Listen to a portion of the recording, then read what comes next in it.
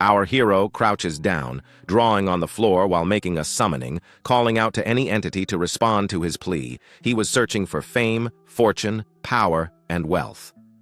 Desperate, our protagonist knew this was his only chance to cure his mother's illness, pay off his massive debts, and live a better life. As soon as he finished his prayer, he received 3 alarming notifications on his phone. The first one told him that his loan application had been denied and that he owed $1 million, with part of that, $110,000, due tomorrow. The situation was worsening, as his total debt had skyrocketed to over $1 million Rs. If he didn't pay on time, the debt would increase by 5%. The last message that popped up sent him into a panic. Someone was after him, furious.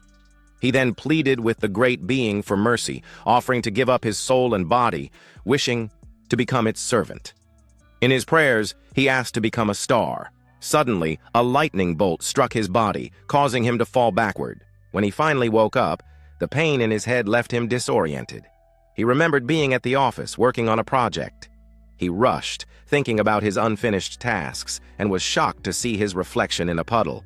He questioned if that was really him, and the shock deepened as he saw a massive, magical, almost translucent tree in front of him. Confused as to where he was, his mind was a whirlwind.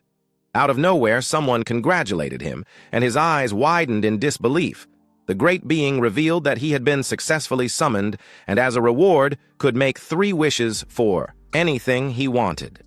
He was left speechless upon seeing a talking book and shouted that this didn't even exist on Earth.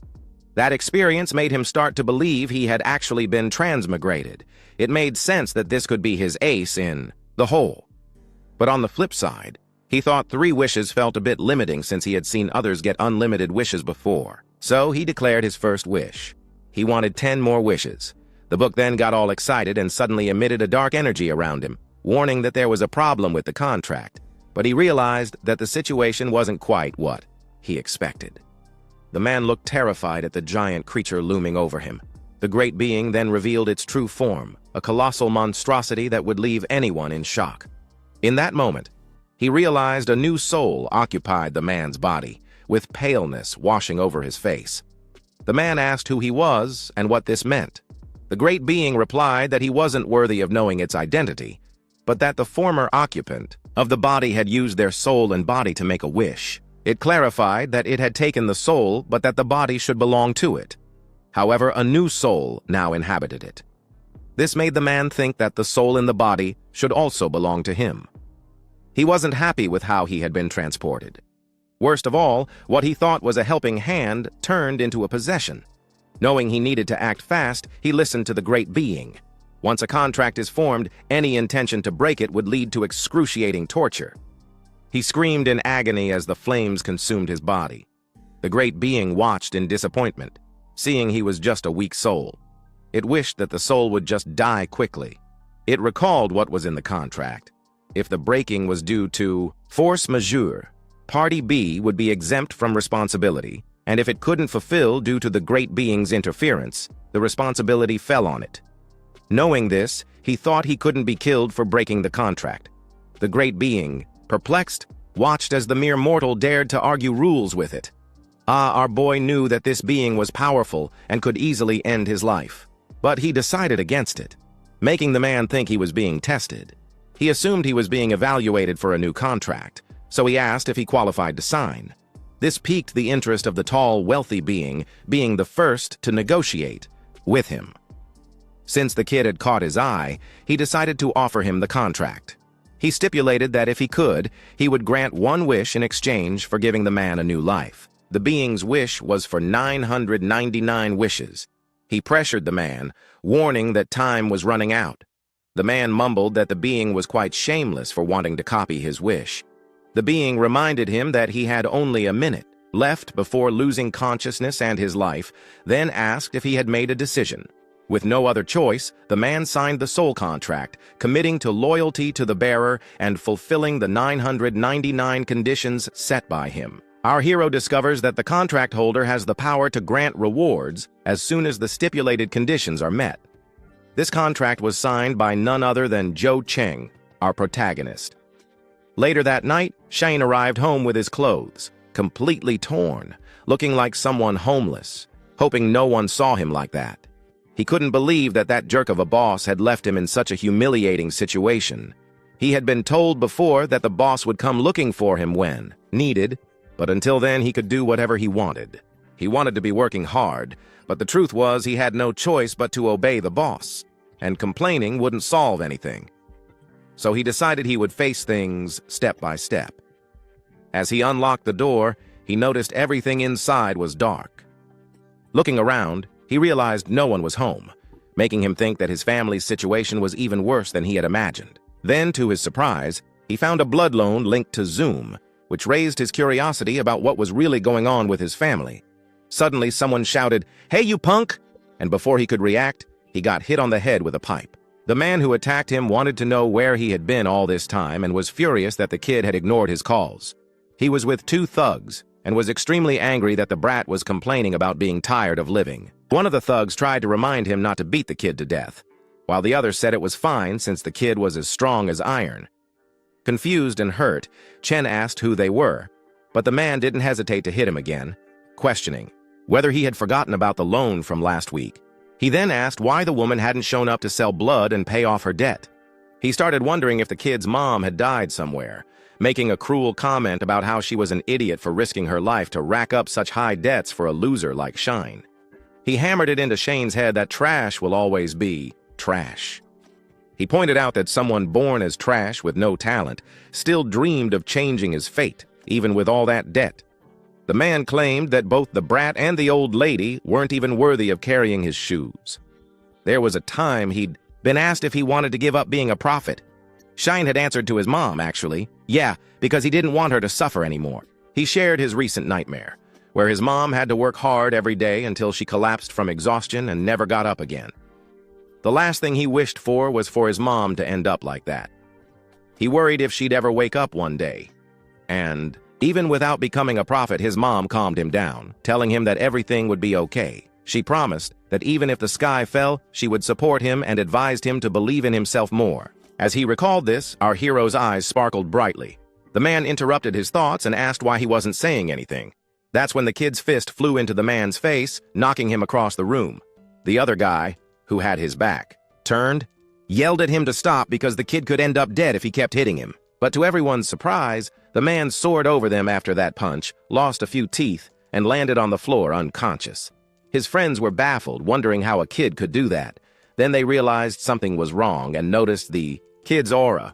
They couldn't believe he'd reached star level. Sheen turned to them and asked what was wrong with trying to rise from the bottom. He told them to shut up, claiming they were being annoying, especially with all the whining. The men were furious with his arrogance, even though he was just a Stage 2 class. The other guy pushed for him to teach the kid a lesson. They planned to take out one of the kid's friends. Shine wondered if the so-called oracle of class and Stage 2 they were talking about was the strength within him, and given their attitude, he hoped their level was higher. The man attacked, but Shine could see all his moves clearly. The man tried to strike but ended up leaving a mark on the floor. Surprisingly, Shane appeared behind him and took him down. The other guy, shocked, couldn't believe he managed to do that as just a level 2. He questioned how the kid could be so fast and strong. He tried a sneak attack to break Shine's ribs but got a kick to the ribs instead. Shocked, he noticed Sheen seemed aware of his presence without even looking at him. The man began to wonder how Sheen had gotten so strong. When Chen approached him, he begged to be let go, arguing they were just following Lin Yu's orders. They had orders to collect a debt.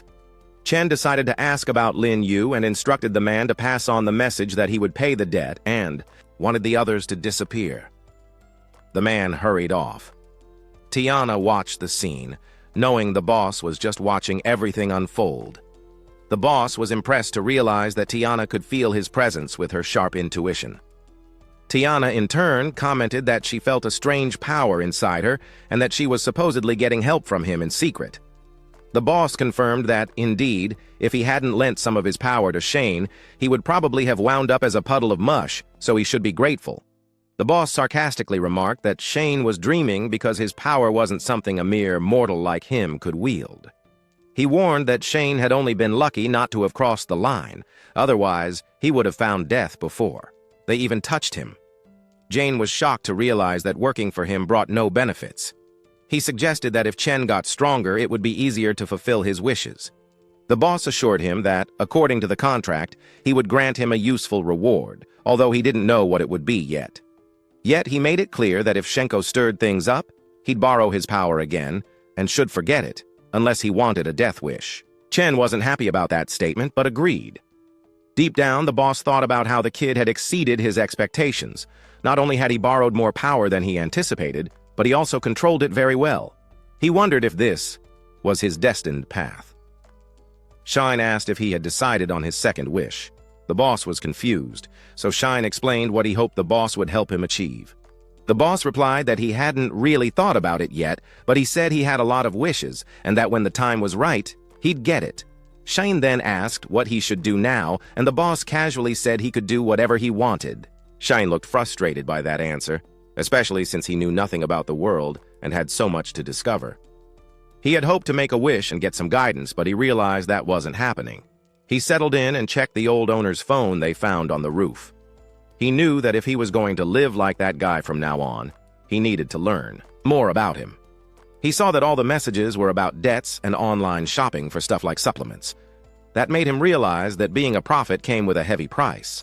Plus, he noticed there wasn't a single message about family until one specific text hit him hard. It was from his older sister, notifying him that their mom had fallen into a coma and was in the hospital.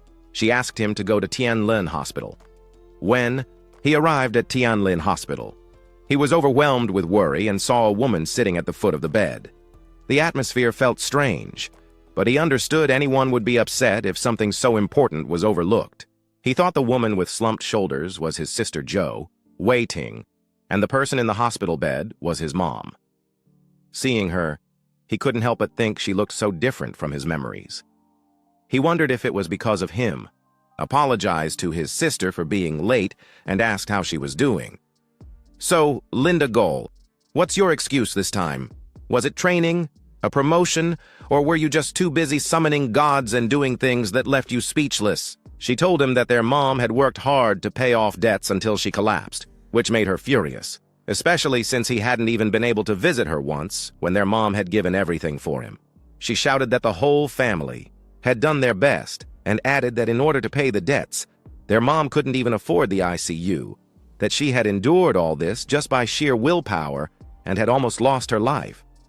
Tears fell from her eyes, and with a resigned demeanor, she expressed that both she and their mom were worn out. Then she handed him a card covering 6 months of housing expenses and declared that from that moment on, she would take care of their mom, and it had nothing to do with him.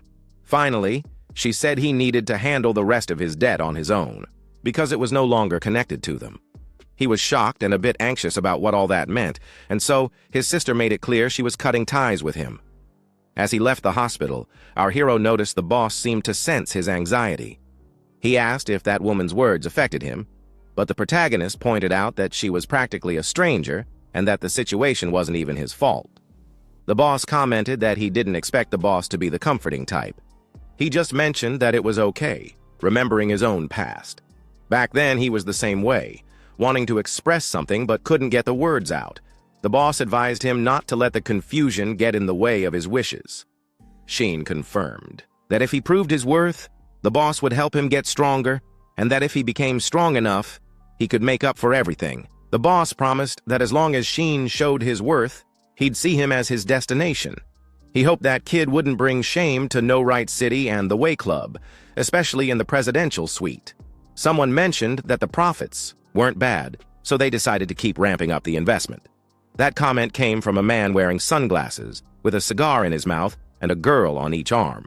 He also suggested reaching out to those involved to speed up the recovery process, since those high profits wouldn't last forever. His subordinate understood and had one more piece of information to share. The investigation revealed that someone from the area's organization had issues with rent collection, and 3 people were injured by a student. The boss remembered that there was still time before debt collection started over there. He assumed those bastards were trying to pocket some extra cash. He complained that it was because of that selfish guy that fewer and fewer people were coming to him for loans and told his man to handle it by the book. His subordinate agreed to punish those involved, but also pointed out that this was a special case. According to the report, the one responsible for the injuries was just a student who had just hit level 2 as an apprentice. The boss asked who it was, and they received a document containing Chen's profile. He could hardly believe that this mere level 2 kid had taken down both a level 3 thief and a level 2 thief. Even the weakest level 3 could handle 10 level 2 thieves. He knew that level differences couldn't just be overcome with skill, and estimated that the kid's true strength could also be level 3. He found it interesting that the kid was trying to hide his strength and instructed his men to keep an eye on him since he didn't want to waste a talent like that. The next day, Shane was running through the neighborhood when an old man noticed him. The old man was impressed that he was up so early. In recent days, Shane greeted the elder, who told him he had received some shipments of Class A beginner supplements, available for just $400 a bottle. He asked if Sheen was interested, but the kid declined, saying he still had some and promised to come back when he ran out. The old man promised a discount when that happened. He noticed that Shane seemed more energized than before and asked if the kid had a girlfriend. After leaving the hospital, our hero spent a few days adjusting to his body and digging through some memories of the previous owners that merged with his. He managed to grasp broadly the basic concepts of that world. People there regularly took special supplements to gain power and were collectively called oracles. The medicine to become an oracle was extremely expensive, which was why he ended up in such deep debt. He didn't know what the upper limit was, but he was sure of one thing. Even the lower-tier oracles were way more powerful than regular folks. After his training, he muttered that if just taking medicines could make someone stronger, it was no wonder people dropped a fortune to become oracles. In his past life, he would have to train forever to achieve results like that. Suddenly, his phone rang. He wondered who could be calling so early. It was the class representative reminding him that his leave was over. The teacher asked the rep to notify everyone to come back to class. He had also called the night before, so he hoped Jane hadn't forgotten. The protagonist replied that he hadn't forgotten, but deep down, he almost let it slip. At Righton High School, the teacher was wrapping up the discussion on the history of oracles and was now going to talk about their impact on the economy. Shine took some notes. A warrior's status was determined by their strength and ranked by title. There was Grade D with rankings from 1 to 6, Grade C with rankings from 1 to 8, Grade B with rankings from 1 to 12, Grade A with rankings from 1 to 14, and finally Grade S. It was said that those who reached Grade S were basically like gods in terms of power. The world was divided into 5 distinct tiers, with the oracles residing in the 5th tier, known as the outer layer. Above the 4th layer was the central city tier, which symbolized power and status. Only those in Tier D or higher were allowed to enter. Our hero, Shane, was stuck in Tier E, the lowest rank, and if he wanted access to better resources, he had to break into the central city tier. So, evolving became his main goal. Then, someone threw a small pebble at him. Shane turned around and noticed the bullies were having a laugh at his expense, challenging him and saying he thought he was something special just because he scored well on the written test. One of the bullies quipped that since they were all at level 1, it would be easy to take him down with just a punch. Sheen couldn't help but think about how those guys were always around, no matter where he was. The teacher then reminded them that there would be a fitness test later in gym class and that they needed to change and head to the field. At Righton High, most of the day revolved around gym classes. Jane thought the curriculum was pretty laid back. Suddenly, someone called out. A student nudged his friend and said a fight was about to break out. Seeing those two again didn't surprise him at all. One student asked if those bullies ever got tired, since this had happened many times before. His friend warned him not to say anything else, or he might end up as the next target. One of the bullies grabbed Shine by his collar and asked if he'd like to face off. Days had passed, and he was still acting fearless. The bully told Sheen it didn't matter if his scores on the written exam were great, and mocked him by asking if he planned on talking to his opponents later. He reminded Shane that in the world of oracles, everything was based on levels and power, and based on his strength, Shane was nothing but level 1 trash. Shane shot back that by that logic, the bully was also level 1 trash. The bully was taken aback, and the reply only made him angrier. He was about to punch Sheen and shout that he'd tear his mouth apart. Sheen blocked the bully's fist and asked if he was done talking. The bully's eyes widened in shock. He was confused about what was happening, especially since he couldn't break free. He wondered if Shane had always been this tall. Then he remembered what they said. It's all about power, and said it was his turn to tear Shane's mouth apart. The bully was scared as Shane unleashed a powerful aura that overshadowed him.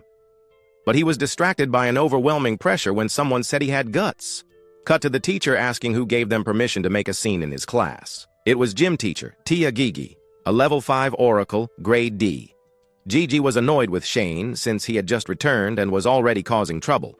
Shane calmly and maturely replied that he was just having a friendly workout while letting the bully go. That was Gigi's warning to him, and if he got into more trouble, he could expect harsh treatment. Soon after, the teacher gathered everyone for the test. Gigi announced they only had 3 months until graduation exams and the exchange tournament. After graduation, the tournament would become even more crucial because, if they did well, they could bring glory to the school and have a shot at getting into a prestigious academy.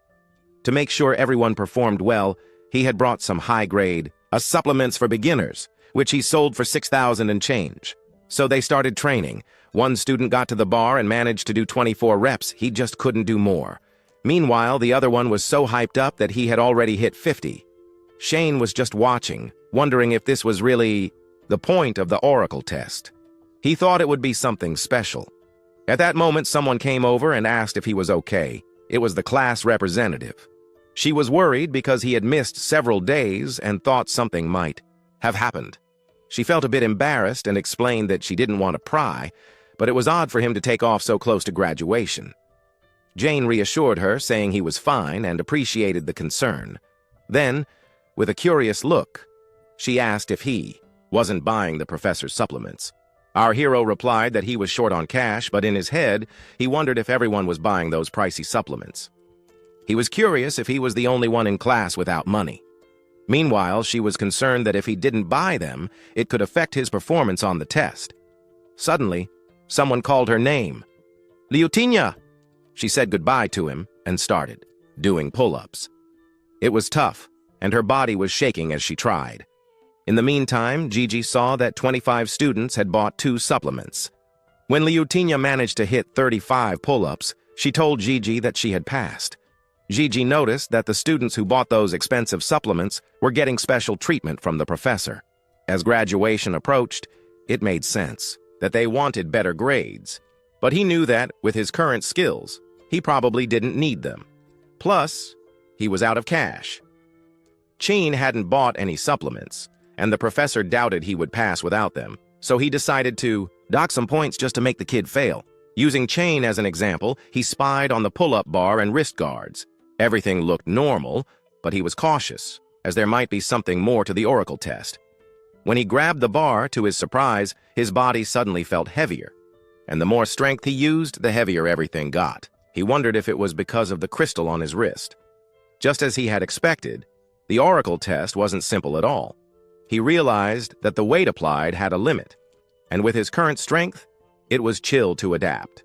So, he decided to test his limits. Everyone was shocked to see how strong he was. He nearly did 100 in one go, and before he could barely manage 30. His current score was equivalent to a second-level student. His classmates surrounded him, starting to say how amazing he was. They told him that with his scores, he could join the elite class. They asked when he had leveled up to the second level and what supplement he was using. The professor was also curious about how he had improved so much. Suddenly, he wondered if Jane had used enhancers, but he knew those were super expensive, and using one there would be kind of over the top. He worried if he had really reached the second level. Lately, he was afraid the students would find out. He leveled up without assistance, since that would hurt his chances of selling the supplements. He felt resentful, as that would cut into his profits, and he had no intention of letting that happen. He was determined to teach him a valuable social lesson. Meanwhile, in the principal's office, someone was surprised to learn that the exchange meeting had canceled the second-level matches. The principal was on the phone, mentioning that for a school like theirs, which had no support and few resources, it was complicated to produce a third level. The person on the other end showed empathy, but clarified that the government needed to. Urgently, more elites from the Oracle decided to redirect funding to higher education. It was a top-down decision, and nothing he could do would change it. The principal tried to ask if there was another way, but the person had already hung up. He slammed the phone down, feeling a headache coming on since supplies and equipment for elite classes were expensive, and the school was barely keeping up with the second level. Plus, there were only 3 months left until the exchange program, so he wondered where he would find a third-level student. He thought about pooling all his resources and taking a gamble on a third-level student, but that meant kicking a bunch of average-performing students out. He glanced at the crystal on the shelf and loudly asked his mentor what he should do. He was worried the Oracle Academy would crumble during his watch. Suddenly, someone knocked on the door. It was Gigi. He was invited in. Gigi brought test results and commented that the performance had been outstanding, believing the class would produce exceptional oracles. Reviewing the results, he questioned why Gigi thought that was great if they were just first-level scores. Those useless students couldn't go out into the field. Then Gigi mentioned there was one exception, someone he didn't think was cut out to be an oracle. He asked who it was, and Gigi replied the name was Chen. Then our hero was called into the principal's office. The big guy asked Chen why he was being summoned. Chen, confused, admitted he was completely out of the loop. He knew the principal had a tough reputation, so he realized this wasn't just a casual chat. He hoped things wouldn't get too complicated. As soon as the door opened, a small flame flickered to life. Chen was surprised to see this, but noticed the principal seemed to be expecting it. He explained it was the specific condition that activated. The desire he had mentioned, that is, something he wanted, was very close, and he needed to pursue it. Shane asked why this was happening now. The principal replied that the desire had been triggered, and there was no other option unless he wanted to get burned. It was better to handle it quietly. He asked Shen why he was still standing there and insisted he should come in. Once inside, Shen greeted the principal. The principal then mentioned that Shen's physical report wasn't bad. It was even noteworthy since he was close to the second level. However, his class attendance, disrespect towards teachers, and fighting with classmates showed that Shen was young and unmanageable, although that was no longer relevant. He interrogated Chen on what was most important for an oracle. It was, without a doubt, money, so he advised Shen to give up on his ambitions to become an oracle. Shen went pale and, trying to understand better, asked if the principal was suggesting he drop out of school.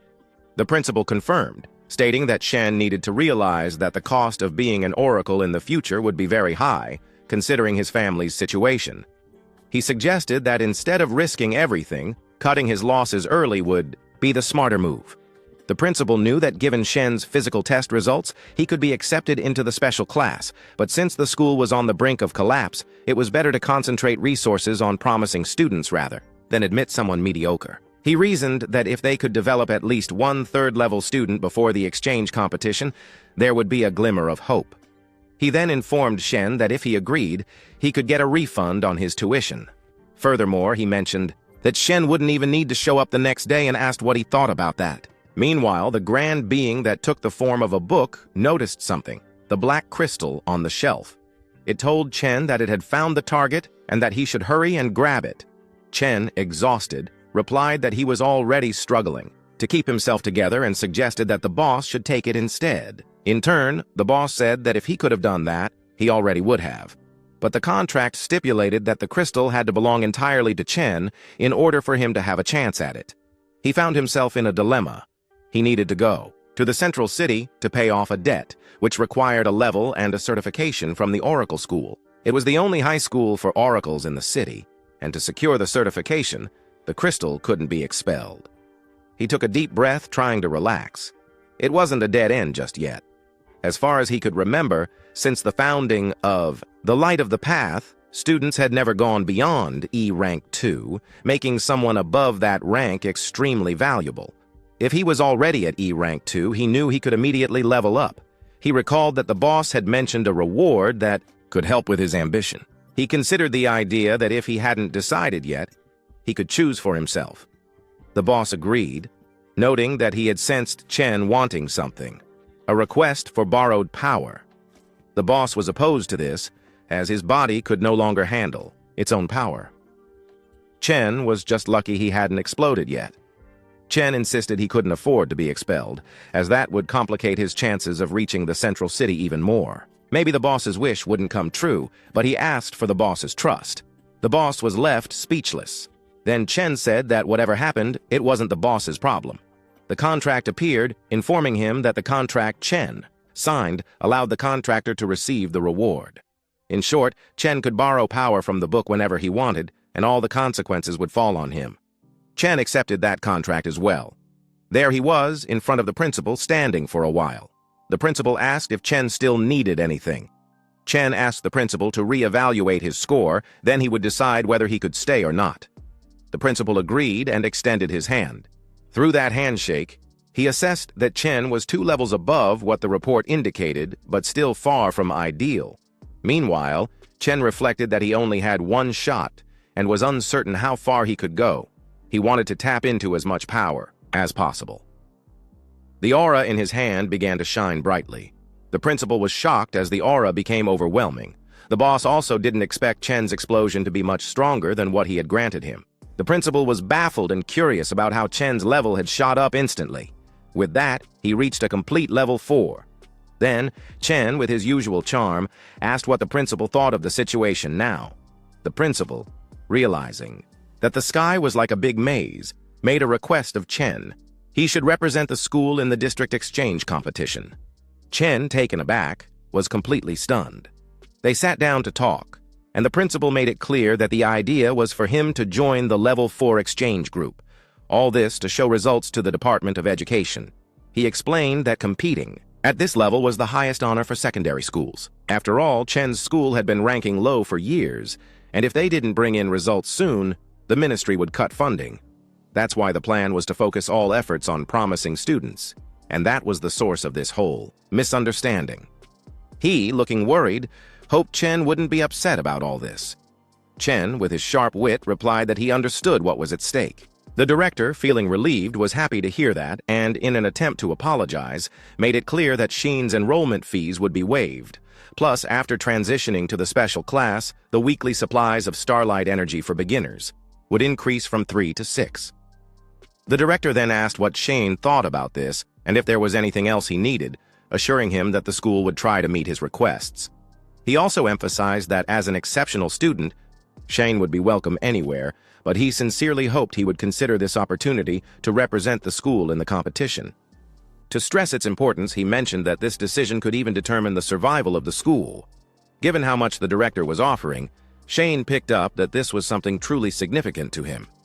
Playing it smart, he then asked what would happen if he wanted to take the black crystal from the cabinet. The director explained that the crystal was made of a special material the former director brought from the mid-city. Although it didn't have much practical use, it symbolized the school's spirit. But he knew that if the school ended, the spirit wouldn't mean a thing. So if Shine managed to save the school, the crystal would be his. Determined, Shine promised to give it his all in the exchange competition. With that, the deal was officially sealed. However, the director couldn't help but ask how Shane had leveled up so quickly. Chen, with a mysterious air, replied that he was training to hide his true power. He mentioned that it was a special technique and that he was still practicing, asking the director to keep his level under wraps. The director understood. After all, he knew that disguising one's level is a common tactic among fighters to confuse their enemies, and honestly, he didn't expect someone so young to be so aware of it. He assured him he wouldn't tell anyone and expressed confidence in Shine's future. At that moment, a woman entered, and the director instructed her to take Chung to the special class immediately and gather the supplies he requested.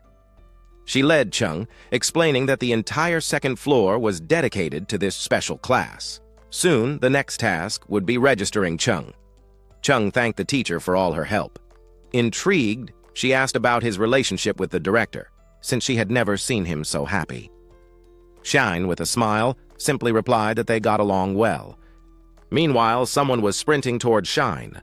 A man grabbed Shine's arms and exclaimed that they really tried their best to convince the director, but they couldn't change his mind.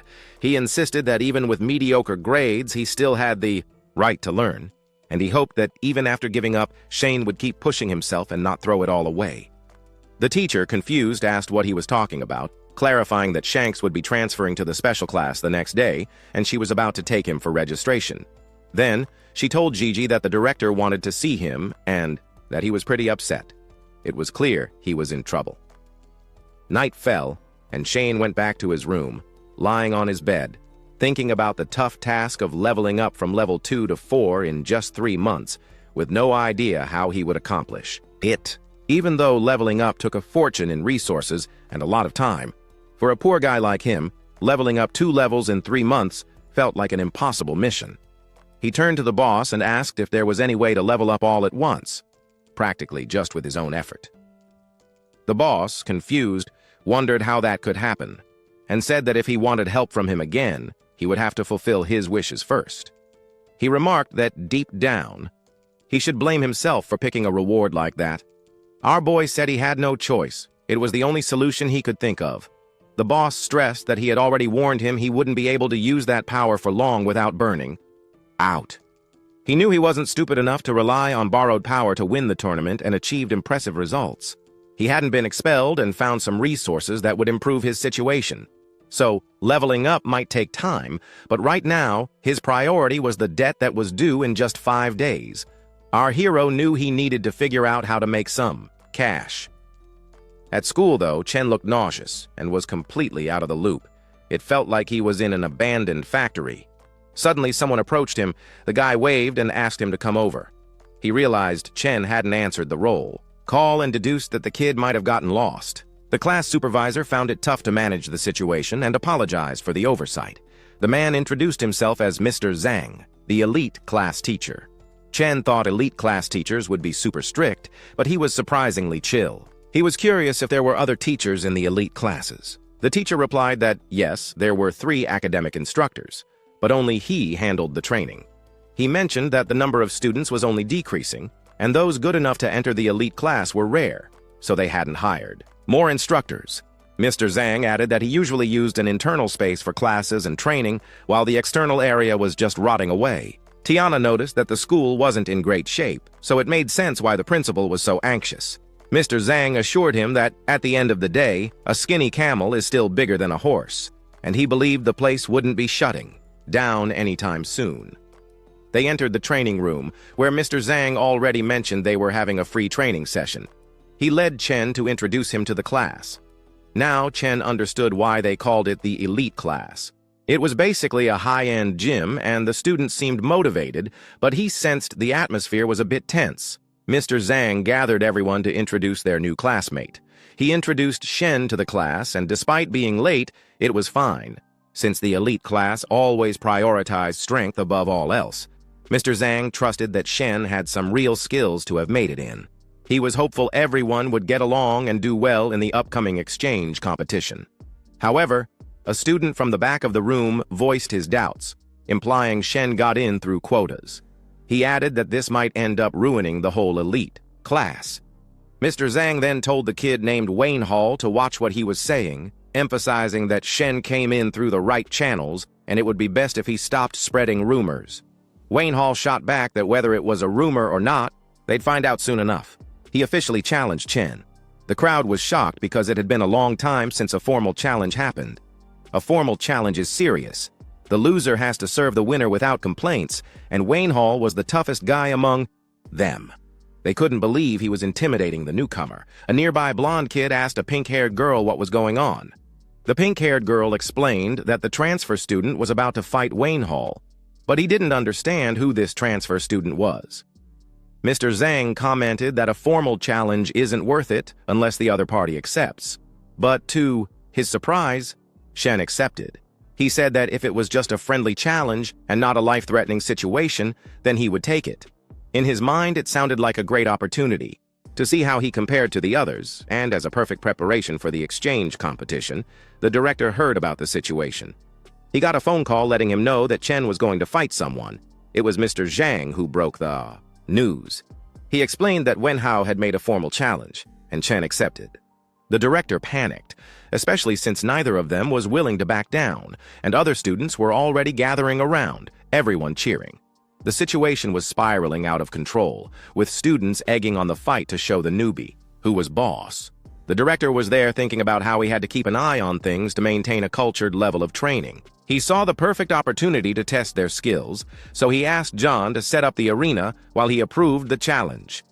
Mr. John officiated the fight, and since it was Jane's first time in this kind of combat, he quickly went over the rules with him. The rules of the formal challenge were the same as those for the exchange competition. The arena was for 2 people only, with no help from the spectators. Anyone who interfered would be kicked out, and both fighters needed to be at the same level, with no mismatched challenges. Ben Hall, watching the scene unfold, noted that Tokyo was ranked at level E2, while Jung made it clear that the match was just a friendly training exercise. He emphasized that attacks to vulnerable areas were not allowed, nor were lethal moves, or personal revenge. If a strike hit the face or if someone voluntarily surrendered, that would mean defeat. And finally, the fight began. Wen Hao charged in. His plan was to attack quickly and catch Shin by surprise. He wanted to end it all in one move. However, Shin anticipated his direct charge, and at just the right moment, he blocked Wen Hao's arm, leaving him utterly shocked. He couldn't believe how fast Shin was. Still aiming to hit, Wen Hao kept attacking, but Shin skillfully dodged every blow. Frustrated by Shin's agility, Wen Hao figured he needed to find a way to limit his movements. He moved at an impressive speed. However, that speed caught Chen off guard, and a hit landed on his forearm as a hook and a wind kick combined into a half assault. Although Chen managed to block the force of the hit, he was knocked to the ground. He would soon have to defend himself again. With a fierce look, Tien unleashed his aura and countered with a quick and powerful kick. Errol was amazed.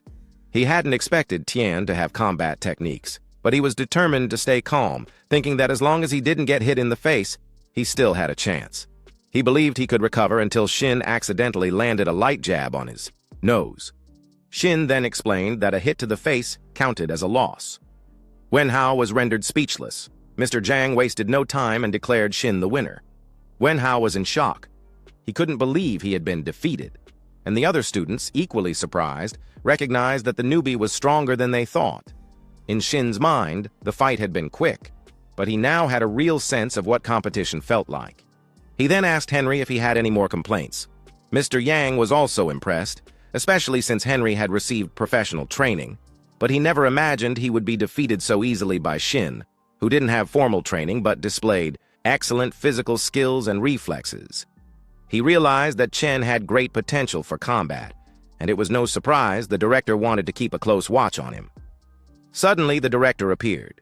He called Shin over for a private moment, as he had something important to say. The girl with pink hair asked the blonde guy if he had seen the fight, as she was blown away by the rookie's strength.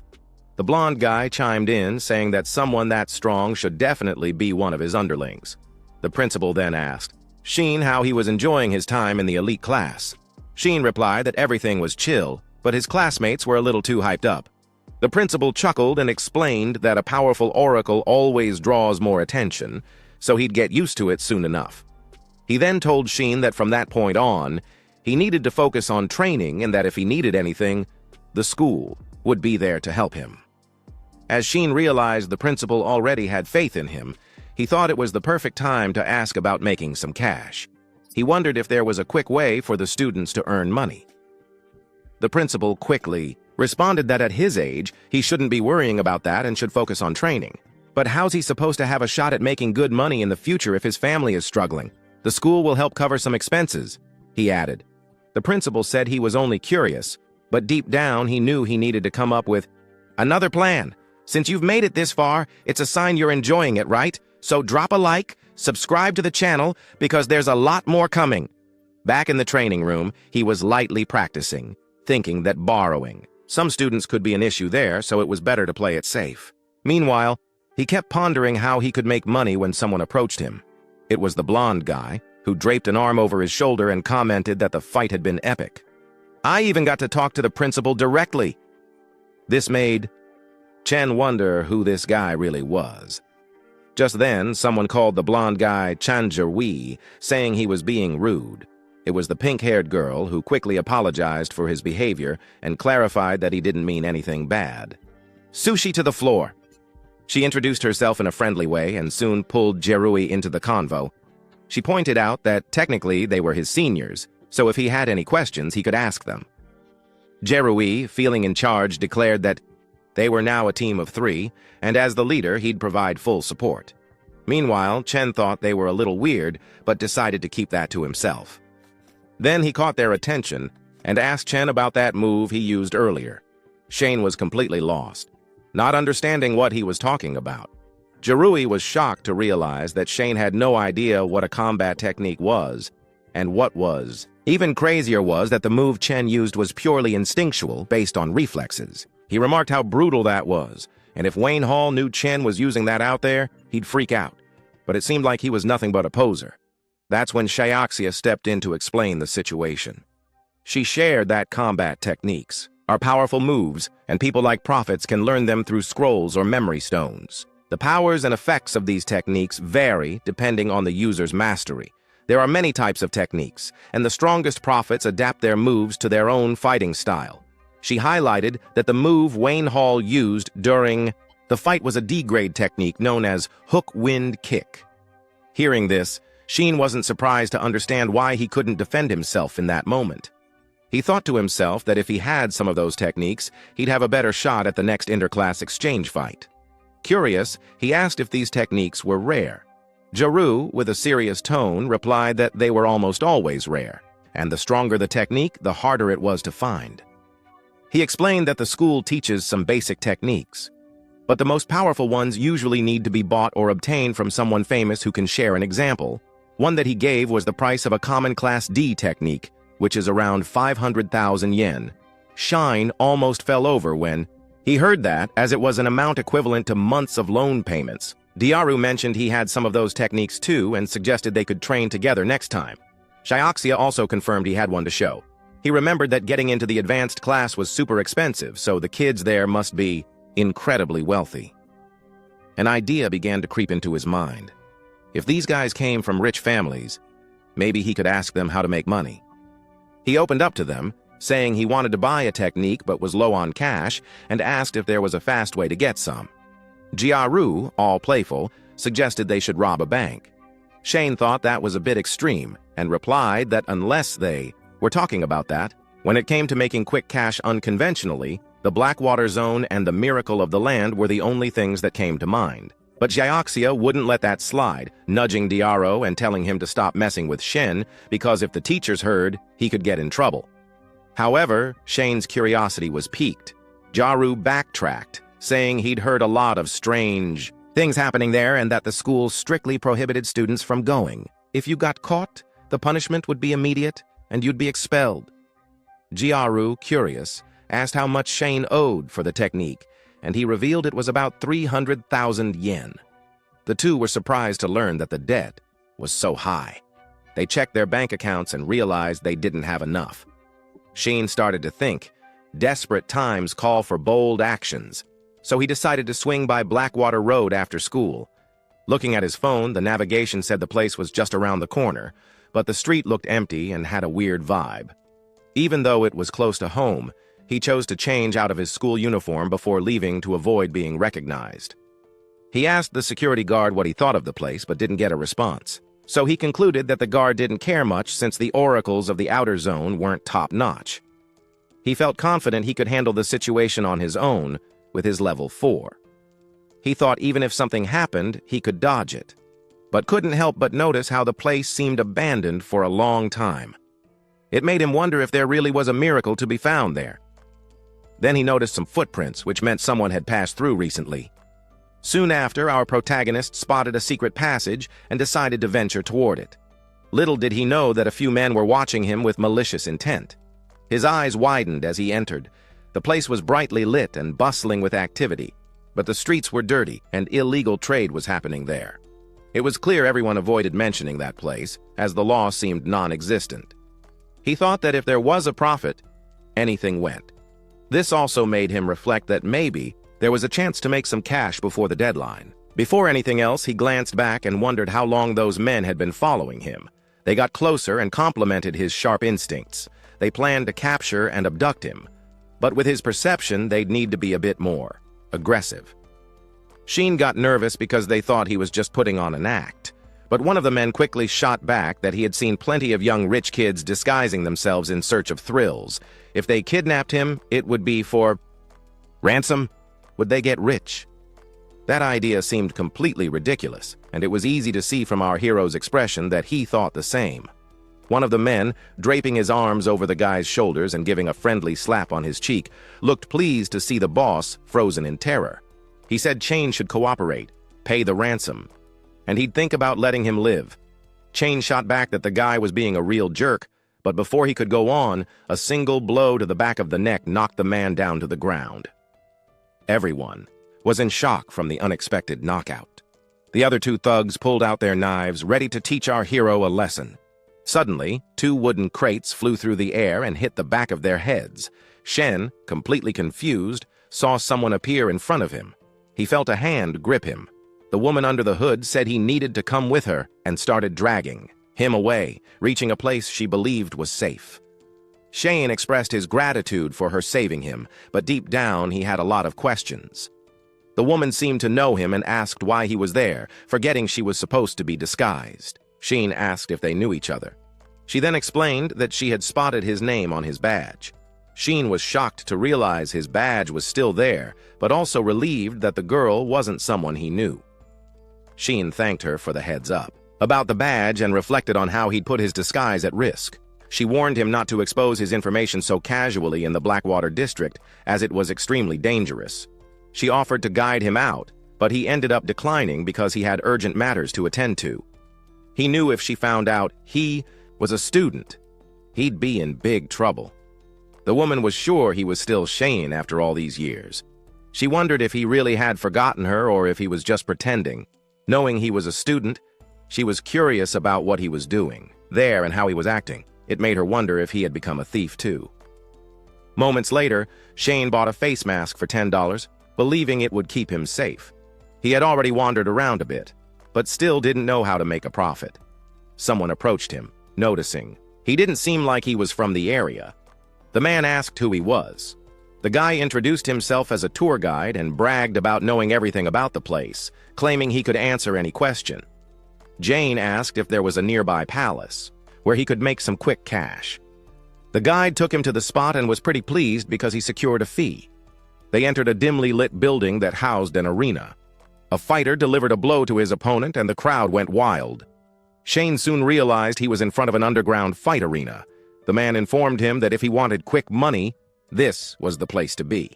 He even mentioned a special fight that night where the winner would get a bonus and a cut of the betting pool. With plenty of high-level fighters present, intense matchups, and huge bets, it was the perfect opportunity to join in. Jenny finally spotted one of the fighters in the ring, and he looked really intimidating, but he was only at level 1. Even with a high prize, the protagonist started to reflect on this.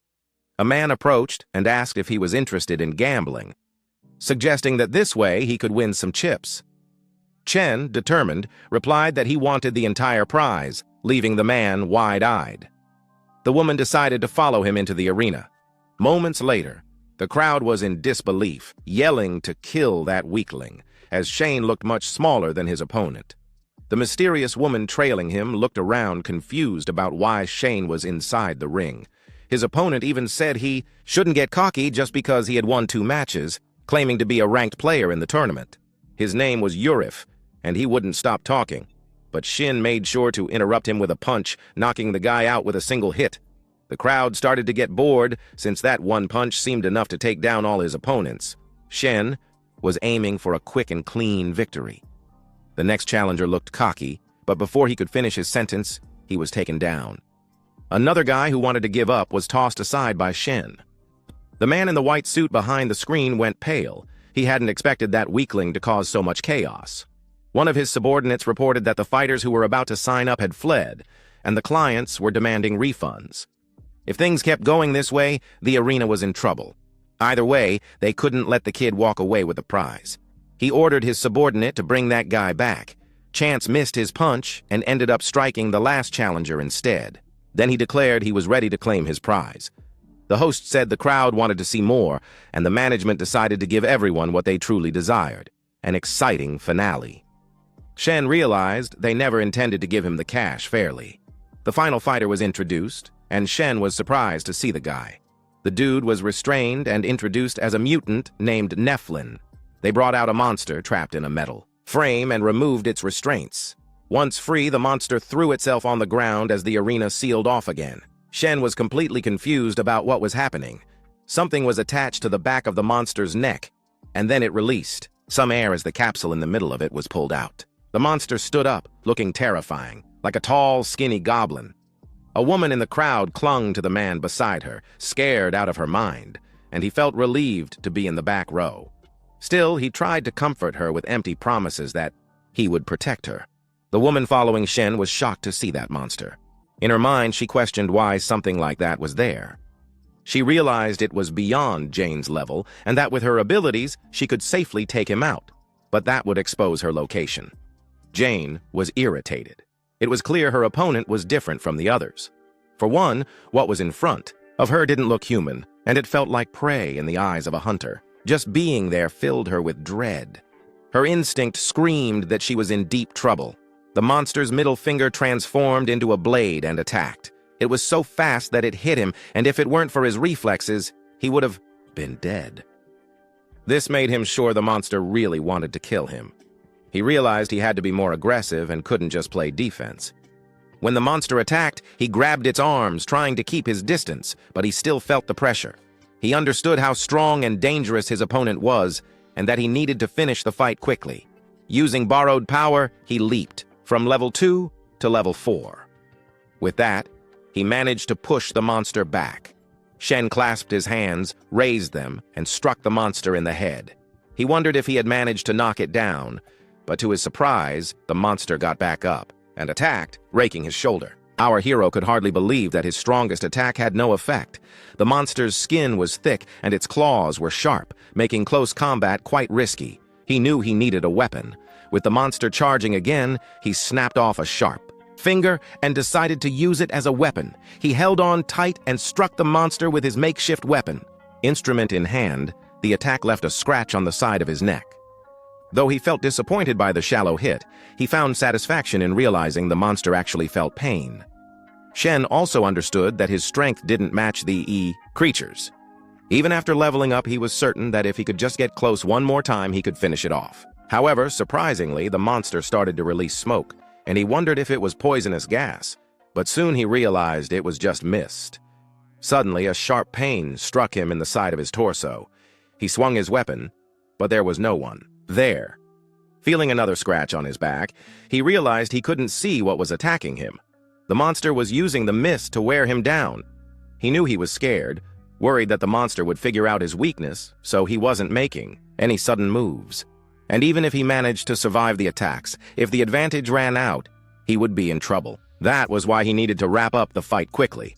Determined to find the monster, our protagonist focused himself. He forced himself to stay calm and sharpen his senses. His eyes glowed brightly as he concentrated. And then he spotted a green mist moving. Eventually, he found his target. And when he attacked, he grabbed the monster. He was surprised when Shen cut its arm. Seeing the monster bleed heavily, he realized it was his chance and stabbed it. But unexpectedly, his heart started to pound, and intense pain surged through him. He wondered if it was happening because he had reached his limit. The monster took the opportunity to knock his weapon away and lashed out with its long tongue, hitting him in the torso. Shen, however, refused to give up and decided to use the borrowed power once again. He grabbed the attacking tongue and pulled the monster toward him. Then, using both hands, he opened the monster's mouth as wide as he could, channeling all his strength. The monster was in pain until Shen split it in half. The arena chief, curious, asked what was happening, but his subordinate couldn't see anything on the screen. As the mist began to clear, the chief wondered if the kid had died, but when he looked at the arena, he went pale. The woman watching Shen was baffled, questioning how that was possible. The crowd went wild, cheering for our boy. Shen stood there holding the dismembered monster before throwing the body to the ground, staring down the arena guards, which left them alarmed. The arena chief, in disbelief, asked how this was possible. He truly couldn't believe that the kid had won, especially after spending a fortune just to acquire that monster. The announcer declared the competitor's victory, proclaiming he had become the tournament champion and should follow the team to claim his cash prize. Shen was taken backstage and handed a briefcase containing a total of 510,000 gold. He was about to grab it, but they closed it. The arena chief then asked him to wait, revealing that he had changed his mind and was offering to make him a contracted fighter, competing under his arrangements. Only then could he keep the 510,000 gold, or he could take 110,000 gold and leave. Shen stared at him, asking what he meant by that. The chief complained that all his contracted fighters had run away and that he had lost his top fighter, for whom he had paid a fortune. He claimed that Shen had broken the agreement, so he had to compensate him for his losses. Shen contracted back, stating that the chief hadn't set conditions for extra matches, and when he stepped on stage, he was told there shouldn't be any questions about identity. As he stepped onto the stage, he signed a life-or-death deal. The responsibility of either killing his opponent or getting killed himself didn't fall on him alone, because the fighter had all the control in deciding whether or not to take his rival out. Furious, the arena boss was livid, while Shane made it clear that he demanded 510,000 gold, not a coin less. The boss then pointed a gun at Kane, insisting he couldn't just walk away. In a quick move, Kane grabbed the guy's hand, squeezed it tight, and turned the gun into a pile of scrap. He challenged the guy, asking if he really thought he could stop him. The man screamed in pain, feeling his fingers break under the pressure. With a furious glare, he ordered his men to take Kane out. In an instant, several men in black surrounded Chen, weapons drawn. Chen let out a resigned sigh. The crowd heard gunshots, and the woman realized they were coming from where Chen was standing. Moments later, a body was thrown out. The crowd was in shock, wondering if it was some kind of movie scene given the dramatic turn of events. However, the woman was beginning to grasp the gravity of the situation. Sheen landed a punch on one of the attackers, knocking out a tooth. With the briefcase in hand, he was ready to face whatever came next. A full-on shootout erupted against him. Sheen grabbed the head of the thug who fired and shoved him out. After that move, he seized the opportunity to slip away, with the men hot on his heels.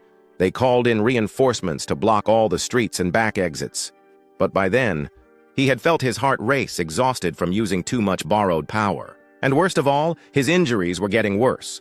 To his surprise, someone suddenly grabbed him. It was the woman he had met earlier. She covered his mouth as the arena men searched for him. They both hid in a narrow, dark alley. When the men moved away, she let him go and assured him he was safe now. She recognized she needed to move quickly before they sealed off the whole area. Jane looked at her, but she insisted he didn't have time to waste. Grateful, our hero started to run. She made a call and got scolded for going back to the Blackwater district. On the other end, a person named Lynn mentioned they had something for their grandfather and that they had found something interesting. A few hours later, back in his room, Shine finally arrived.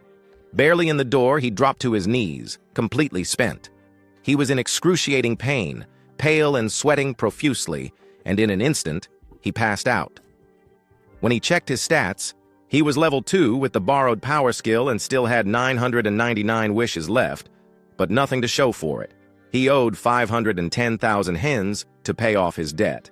Subtracting that amount, Chen still owed over 99 million hens to the loan sharks. A memory flashed through his mind. Someone in a hospital bed. The mother was telling her son that her health could improve in 2 or 3 years, but she had lied. Her condition wasn't going to clear up anytime soon. In reality, she only had 2 or 3 years left. She expressed her wish to see him again, hoping he would marry, have kids, grow old slowly, and be able to touch her face one last time. Our boy was watching a video on his phone when his mother, with a sad look, apologized for not having the energy to be with him longer and told him she loved him very much. The son seemed to cry by his side while his mother was already tucked under a blanket. Those words, "especially loves you," echoed in our hero's mind. With that, Shine suddenly opened his eyes, tears streaming down his face. He was surprised, and as he looked out the window, he saw that the sun had already risen. He realized he was in Joe Chen's house, and that he was still alive. That dream was what had pulled him back to consciousness after all this time. The boss then asked if he was awake. Sheen wondered where he had been for the past few days. The boss replied that he had been dealing with a ton of stuff elsewhere, and when he came back, he found Sheen passed out. He mentioned that Sheen had been in terrible shape for 2 whole days, and that he thought he wouldn't make it. Then, the boss asked him to explain himself. The boss also knew that Chen had gone to a place where people fought each other while he was away, and that he had used a lot of borrowed power to defeat a monster, almost suffering backlash because of it. He chewed Shane out, reminding him that he had warned him not to overuse his power, but he acted recklessly. The boss said he could have died. Chen replied that it wasn't reckless. It was out of necessity, and he asked the boss not to get so worked up. The boss then asked if Chen thought he could bring him back if he died. It was clear that would be impossible since reviving him had consumed most of his power, and if Chen died again, he wouldn't be able to save him. Chen was taken aback by that, but agreed that he really should cherish such a rare chance. The boss was happy to see that he understood. After that, he brought up the half-human creatures that Chen had mentioned. It seemed like they weren't from their world. Chen didn't care about that. He didn't want to go back to that hellish place. Even though he thought about the girl he met there, he decided to forget it since no one else was thinking about it. Focused, he resolved to concentrate on leveling up and soon remembered the money. Opening the briefcase, he was relieved to see that the money was still there. The boss asked if that was why he went to the arena. He explained that with those 500 and 10,000 yens, he didn't have to worry about paying off his debt until the currency exchange meeting was over. This way, his attention could be fully on leveling up. Before heading to school, though, he needed to take care of the wound on his abdomen. He knew he had to go to the hospital and then swing by the school, all while making a stop at the bank to deposit the money. At the hospital, the doctor told him it wasn't anything serious.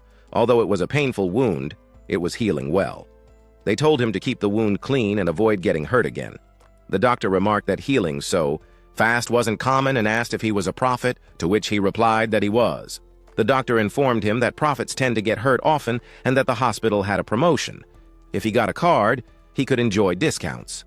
Shine refused, saying he would rather stick with regular medicine. The doctor then gave him a special anti-inflammatory. Shine felt relieved to realize the monster's tongue wasn't poisonous. He felt relaxed, but his eyes were itching. The doctor handed him the medication and asked him to pay outside. Shine noticed a light coming from the bottle and asked about it, but the doctor said he didn't see any light and that it was just a regular anti-inflammatory for prophets. He was confused because he clearly saw the light, and it didn't seem like an illusion. He wondered if he was the only one who could see it. The doctor thought he might be hallucinating due to stress and explained that it was normal for prophets. Then, he tried to sell him a counseling program. So, our hero stepped out of the room. He noticed he could see medications and people glowing around him and began to wonder if it was because of what he had.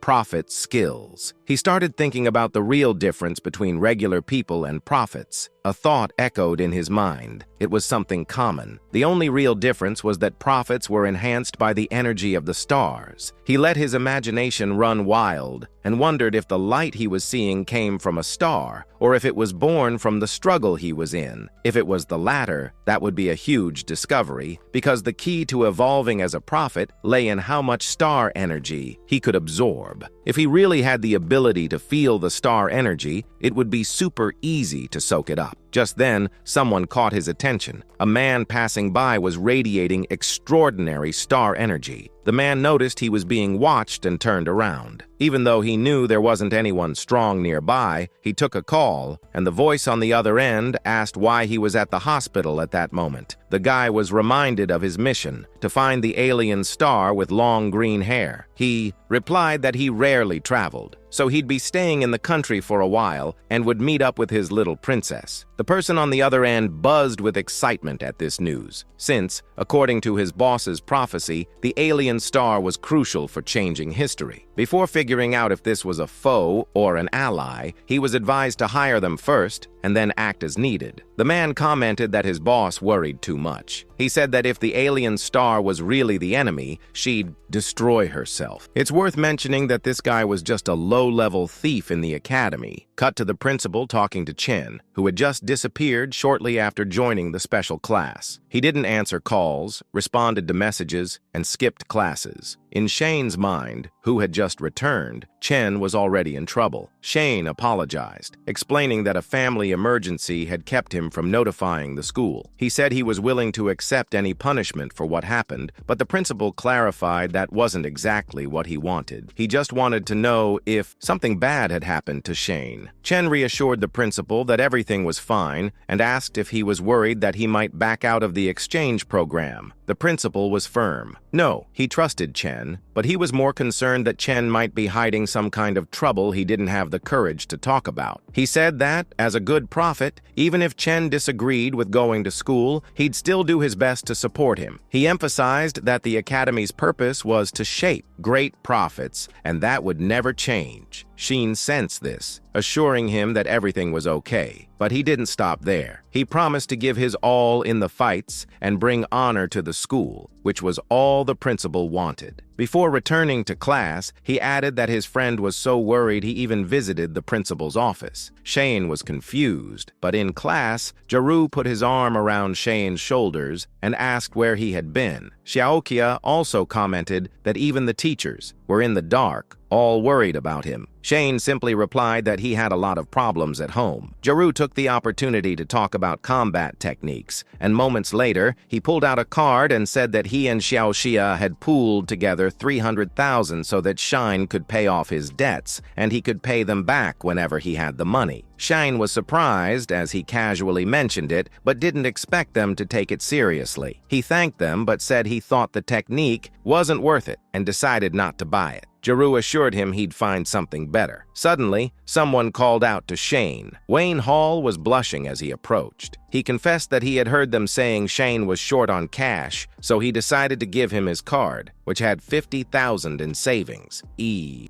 hoped you wouldn't mind that it was a bit light on the fighting. Wenhao said if Shane needed him to do anything, just let him know. Shane got straight to the point, saying there was no need to act like he was some sort of being or anything. Xiaoxia didn't take that lightly and called out Wenhao for trying to get involved in the team matters, asking if he was plotting something. Enral replied that nothing like that was happening. He just wanted to apologize to Shane, believing he had gotten into the special group through influence. He shared that he was aware of the complicated situation he was in and admitted that he had been outperformed. He mentioned that Chan helped him realize the differences between them and decided that he wanted to be friends. Xiaoxia, whispering, reminded Shane that he was the first to beat Enral and questioned if they should let the newcomer join the team. Shane said he didn't care about that. Xiaoqia told Wenhao that if he was willing to join as the fourth member, they'd accept him. Wenhao made it clear that the ranking didn't mean anything to him. Jaru then declared that to celebrate the addition of a new member, Wenhao's task would be to serve a glass of water. Everyone agreed the one serving should be Shane since Jaru had been beaten by him. Jaru was shocked to notice the new member was already acting like a leader, even though he had just joined. Watching the scene, he reflected on what great teammates they were and felt lucky to still be alive. Otherwise, he would have never met this crew. He trained hard, convinced that the leveling system was simple. His body just needed to absorb stellar energy, and the more he absorbed, the higher his level would be. Plus, he ramped up his workouts to increase absorption efficiency, which was why many prophets focused on gym classes. However, he realized that the absorption rate was more complex than he thought. Despite already using gear to optimize his training intensity, his absorption rate was still unsatisfactory. If the stellar energy in his body wasn't absorbed quickly, it would leak out and be wasted. It was no wonder some people stayed at level 1 their whole lives. With that absorption rate, he'd never hit level 4 before the competition. He was aware he needed to find a way to boost his absorption rate. Jaru then approached, saying the free training was getting boring. He invited Chen for a spar, hoping to liven things up. At that moment, Chen had a light bulb moment. He remembered that during the fight with that monstrous opponent, he had pushed himself to master observing stellar energy. He told Jaru that if they were to face off, he had an idea that would need everyone's help. The central light was activated. Xiao Chu used the Palmizumo while Jaru launched the Ripping Fist. They fought together, and Chung was amazed at how well they synced up. After the fight, both were completely worn out, so they suggested a break. Xiaoqia commented that when Jaru mentioned 1 against 2, he thought it was a joke. He didn't expect him to be serious. Jaru praised the methodology, saying without worrying about the outcome, he could really throw himself into the battle and even risk new moves. The next round was Wenhao's turn. Shen realized he was right. That type of battle really does boost the absorption rate with a solid foundation. Once his absorption rate increased, he could level up quickly. He then decided to try a new method. While his rate was already higher to ensure the safety of ordinary people, the stellar energy in regular supplements was diluted, especially if the physical quality was average and absorption low. Even consuming thousands of vials wouldn't help him level up. With all this, his observation revealed that the borrowed stellar energy,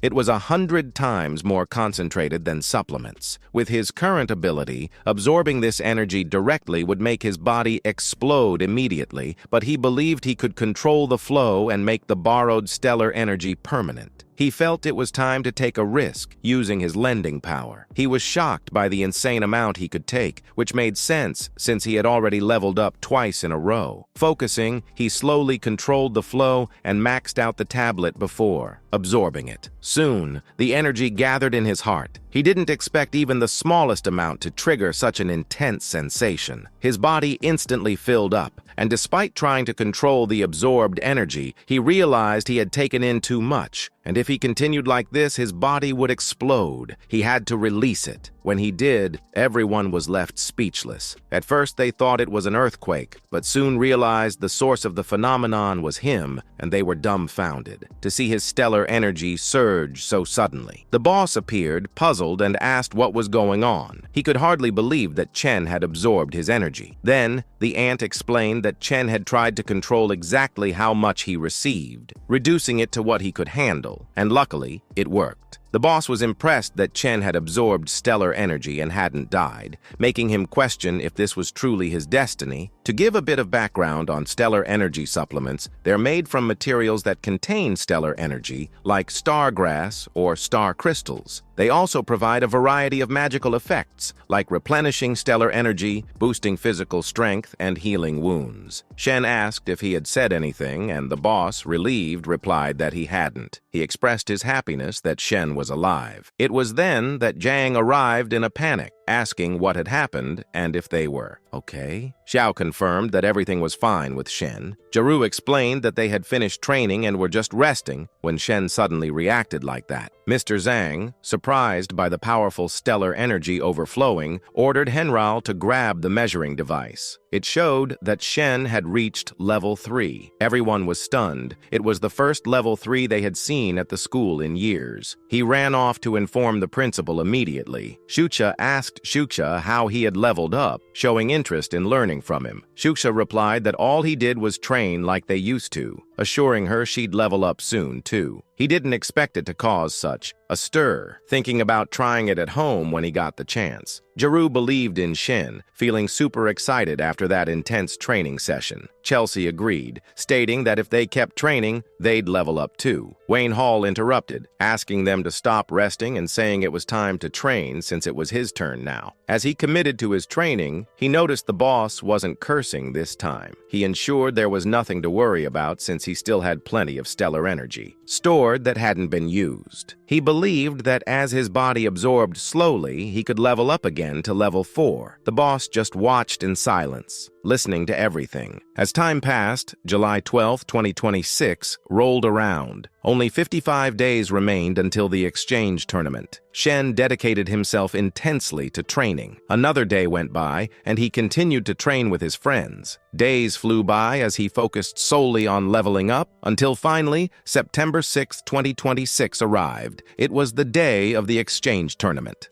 I couldn't believe I was actually up on that stage. She mentioned that if her mom knew, she'd be crying tears of joy. Jaru heard that this year, more students than ever were participating. Wenhao turned to Jane and asked if he was ready for the Level 4 competitions. The difference between Level 3 and Level 4 is huge. He felt bad thinking that if they had spent more time together, maybe they could have fought side by side. Sheen reassured him, saying that just participating was already a big deal. Winning or losing didn't really matter. If things got too risky, he would back out. Since the rest areas for levels 3 and 4 were separate, they had to part ways. Jiru said that if they finished up early, they would come cheer for him. Xiaoxiao wished Shane good luck before saying goodbye. It was Shane's turn, and he decided to get ready. In the VIP stands, the principal mentioned it was his first time in the VIP area. Mr. Zhang joked that it made sense since his students had only participated in Level 2 tournaments before and had never received such treatment. Then someone approached him enthusiastically. It was old Wang. They exchanged greetings. Wang Mingwan, the director of Yunqi, congratulated Hua Mingwan, director of Leitian, who commented that he never imagined Hua would manage to bring in Level 3 and 4 students in such a short time. Hua replied it was all thanks to his students' hard work. He just tried his best to meet their needs. He also expressed gratitude for being informed about the changes. Ming Yuan noted that the new rules the central authority was implementing aimed to increase subsidies for the winning schools, so the competition was bound to be fierce. Someone arrived and remarked that it was no wonder all the commotion was happening, since the country bumpkins were there for the first time. Ming Huan was offended by the comment, but Wei quickly intervened, asking him to calm down. Wei explained that these guys were directors who had won previous tournaments, suggesting it would be better to avoid a confrontation with them. Not satisfied, Ming Huan shot back that was all in the past. The tournament hadn't even started, and no one knew who would come out on top this time. Let's remember the director of Shogang Academy, last year's champion, was none other than Li Tu, and he pointed out that, as always, the more useless the dog, the louder it barks. He further warned them to enjoy that moment because if they didn't remember it well, they'd regret it, as they wouldn't have another chance like that. The response from our group came in the form of mockery. Mr. Zhang whispered to Ming Huan that it was their first time competing at such a high level. He then revealed he was worried about how the kids would do during the tournament. In response, Ming Huan asked what he thought of the students. Mr. Zhang said he thought they were amazing, especially Shane, asserting that their talents were on par with the prodigies from the elite schools. Miguel Han agreed, saying the only thing they needed to do was believe in them. Meanwhile, in the stands, a woman with black hair and glasses held a card with the name Leta. It was her first time at an event like this, and she was nervous. That nervousness led her to wonder how Sheen was doing. When she heard he was competing, she couldn't believe it. It had been a week since she transferred to the special class, and she hadn't seen him for a long time. She had no idea how he was now, but she knew he had become the school's superstar, even representing the school in a Level 4 tournament. With that, she thought about whether he would still care to talk to someone like her, who came from a regular class.